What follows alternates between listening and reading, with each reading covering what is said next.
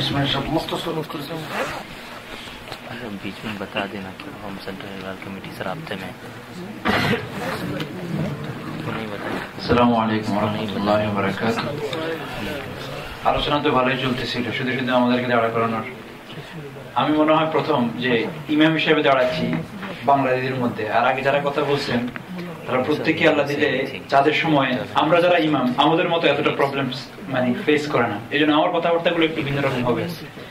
সেটা হলো এরকম যে আমাদের মোরলে সবার প্রশ্ন কিন্তু এখানে যে আপনারা ইমামগণ যদি একসাথে হয়ে যান তাহলে তো আমরা একসাথে নামাজ পড়তে পারি, এবং সবার এই দাবিটা এতটা স্ট্রং যে মনে হয় যেন সমস্যাটা শুধু এই জায়গায়, এটা যদি সলভ হয়ে যায় তাহলে সব মানে পুরো সিটির নামাজ একসাথে হবে। কিন্তু বিহাইন্ড দিস পয়েন্ট আরেকটা জায়গায় প্রবলেমটা পড়ে আছে, আমরা কখনো সেখানে আলোচনা করি না। আমি কসম করলে আমার কসম হানাস হবে না যে আসলে সত্যিকার অর্থেই এরকম 10 থেকে 20 জন ইমামকে আমি দেখাই দিতে পারবো যাদের নিজস্ব কোনো সে নাই তারাবি পড়ানো শুরু করা এবং শেষ করার মধ্যে। অ্যাজ এ ইমাম আমি বলতেছি, আমার কথাটা আপনারা বিশ্বাস করবেন। এরপর আপনার আরেকটা দ্বিতীয় প্রশ্ন আসবে যে এভরি ইয়ার ইমামদের সংখ্যা বাড়তেছে শুধুমাত্র সংখ্যা আধিক্যের দিকে, যে আগে পড়া বা সৌদি আরবকে ফলো করার দিকে। শরীয়তের যে কোনো বিধানকে আমরা অন্যকে জিজ্ঞাসা করি, যেমন ইমাম সাহেব হুজুর আমার এই সমস্যা হয়েছে, এটা কি করা, পারিবারিক জীবনে হোক যে কোনো জীবনে হোক, বা আমার একটা লোক মারা গেছে এখন আমি কি করব, এবং ইমাম সাহেব বলার পরে আমরা ফলো করি এবং মানি, হ্যাঁ কথাটা সত্য বলছে। নামাজ পড়ার ক্ষেত্রেও আমরা দুই রকমের মুসল্লি আছি, বিশেষ করে ওই দুই রকমের মুসল্লি বেশি ধরা যায় জানাজার নামাজ আর ঈদের নামাজে। কিছু লোক সরাসরি জানে যে এখন কিভাবে তাকবীর করতে হবে, ঈদের নামাজ কিভাবে পড়ে, জানাজার নামাজ কিভাবে পড়ে। আর কিছু লোক আছে ফলো করে, যেহেতু বছরে একবার দুইবার আসে বা জানাজা তো জীবনে একবার পড়তেছে, তো আরেকজনকে দেখে। আমরা সবাই জানি যিনি জানিয়ে পড়তেছে ইনারটা হইতেছে, আর যিনি না জানিয়ে শুধু ফলো করে পড়তেছে ইনারটা হইতেছে না, কারণ তিনি শুধু অঙ্গভঙ্গি দেখতেছে, পড়াটা তো আর দেখে না। কিন্তু দূরের থেকে দেখা যাচ্ছে সবাই নামাজ পড়তেছে, সবাইটা মনে হচ্ছে। ময়দানে মাহশারে দাঁড়ালে দেখা যাবে কিছু লোকের হয়েছে আর কিছু লোকের হয়নি। ঠিক চাঁদের ব্যাপারে আমরা এটা পালন করতেছি, কিছু লোক তো চেষ্টা করতেছে আর বেশিরভাগ লোকে দেখিয়ে শুধু অ্যাক্ট করতেছে। যেহেতু আমার পাশের মসজিদ, ও ঠিক আছে আমরা শুরু করি। কে কানেকশন? ওই মসজিদের সেক্রেটারি সাহেব এই মসজিদের সেক্রেটারি সাহেব বলতেছে আপনারা করতেছেন, হ্যাঁ করতেছি।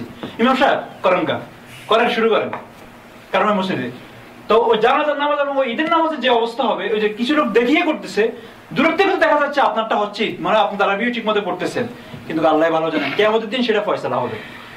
এখন আমি বলতেছি অত্যন্ত মানে কষ্টের সাথে বলতেছি, এরকম কয়েকজন ইমামের ফোন আমার কাছে আছে যারা আমার মতো ফোন করে জিজ্ঞাসা করলাম আপনি তো জানেন যে চারটা আসলে উঠে নেই, ওরা যে করবোটা কি?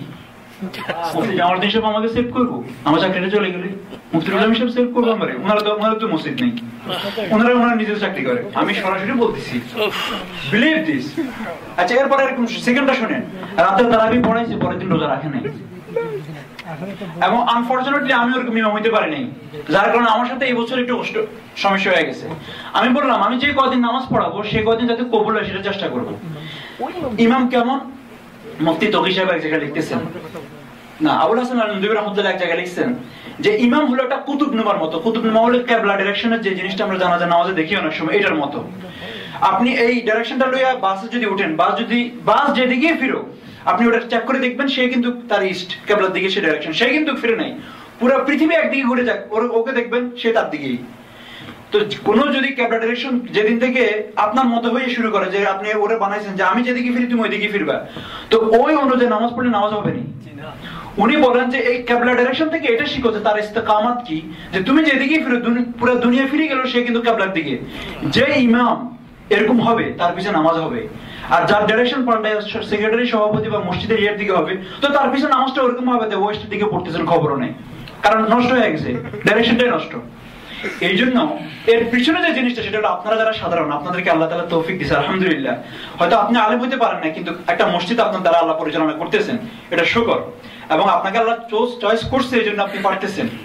এর মিসইউজ, এর পিছনে আপনারা যদি একটু সদুদ্দেশ্য থাকেন, যে মুফতি জামালউদ্দিন সাহেব বলছেন ওই দিন যে নিজে আলেম হন নাই কোনো অসুবিধা নেই, একটা জুলুম তো করছেন, দ্বিতীয় জুলুমটা না করি বাচ্চাকে আলেম বানান, নিজের বাচ্চাকে আলেম করেন না, সেকেন্ড জুলুমটা করছেন, আরেকটা জুলুম না করি পাশে একজন আলেম আসছে তাকে হেল্প করেন নাই, তৃতীয় জুলুমটা না করি, চেষ্টা করি আমরা।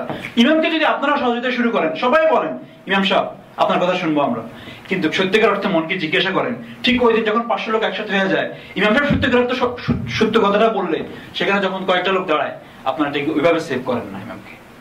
ইমামও তো হিউম্যান বিইং, সেও একটা কিছু করে খাইতে হবে। এই জন্য এই কথা আর কখনো প্রশ্ন করবেন না যে আপনারা ইমামরা মোটেও ফ্যাক্ট না। এখন আসেন বড় কয়েকজনের কথা বলি। বড় কয়েকজনকে অনেক সময় দেখা যাবে পৃথিবীর যে কোনো জায়গায় ফিতনার লোকদের পিছনে বহু ফলোয়ার আছে। আমাদের দেশে 1800 কম ফলোয়ার নাকি?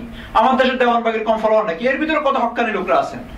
আমাদের দেশে বড় বড় অনেক মসজিদের ইমামরা এখন বেদাতি হয়ে গেছেন, বলতে গেলে জাতীয় মসজিদের ধরেন না কেন। তো এর অর্থ এটা না যে হক্কানি ওলামারা নাই বা হক্কানি কথা এখন চলবে না, এটা এমন না, ব্যাপারটা এরকম না। আল্লাহ তাআলা বলতেছেন আয়াতে, ও নবী আপনি যদি সংখ্যাগরিষ্ঠের দিকে দেখেন তাহলে আপনি পথভ্রষ্ট হয়ে যাবেন, তারা আপনাকে নিয়ে যাবে এখান থেকে। এরপর আমি একটা কথা বলবো, আমি ক্রিটিসাইজ করবো না। মনে হয় এখনকার থেকে 10 বছর আগে আমাদের হক্কানি ওলামাদের ফিল্ড এর থেকে ভালো ছিল, মানুষ এর থেকে বেশি শুনতো। তো আমার মনে হয় যদি হক্কানি ওলামারা কাজ না করেন, তো ঠিক ওরকম যেমন ব্রিটিশের যখন নাকি আমাদের ধর্মীয় অবস্থা খারাপ হয়ে গেছে, তো আল্লাহ তাআলা বিদেশিদের গানে বসাই দিয়েছে আমাদের মাথার উপরে। যদি আমরা সত্যিকার অর্থে ইখলাসের সাথে কাজ না করি, তো আমাদের উপরে বেদাতি বা বলেন পথভ্রষ্ট বা যাই বলেন তারা রাজত্ব করবে। কিছু করার নাই। আজ থেকে আমরা আসার আগে শুনছি নাকি আরো বেশি মানুষ শুনতো। তাহলে কি রিজন মানুষ এখন ছুটে যাচ্ছে কেন? আমাদের কোনো ইখলাসের সমস্যা, আমাদের কোনো কাজের গতি পরিধি বা আমাদের কোনো সমস্যা আছে কিনা সেটা বাইর করি। আমরা এবং সাধারণ যারা মসজিদ পরিচালনা করেন তাদের মধ্যে বন্ধুত্ব আরো বাড়াই, আরো দুর্বল গতিতে এটাকে আগায়নি। তবে ইনশাআল্লাহ আমি মনে করি ফিতনা সবসময় জারি থাকবে। আপনারা জানেন কিনা একসময় জলিল নিয়ে ফিতনা হয়েছে, মানুষ খুন হয়েছে, কিন্তু এখন কাউকে বললে বিশ্বাসও করবে না। সম্ভবত পৃথিবীর নিউ ইয়র্কের মতো একটা পার্টের মধ্যে এখন এই চাঁদ নিয়ে এত সমস্যা হচ্ছে, বহু পার্টে মানুষ এরা বিশ্বাসও করবে না যে আমরা আসলে এটা নিয়ে এত সমস্যা।